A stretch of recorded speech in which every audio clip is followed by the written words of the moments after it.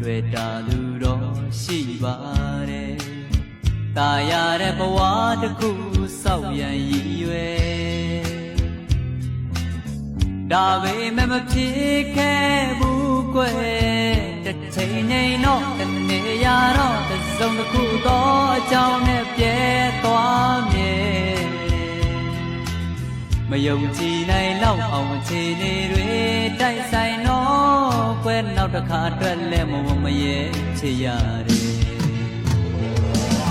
လက္ခဏာဆရာကပြောတဲ့မေရဲ့နှလုံးသားညောင်းမှကြုံခနေတယ်မိမနဲ့ပတ်သက်လာရဲ့အမြဲတမ်းပဲကန်ဆိုးနေမယ်အခမသိရဲ့အချစ်ရဲ့အတွက်ကိုတတောင်ရန်ရှာလိမ့်မယ်မြတ်ကဖြစ်သမား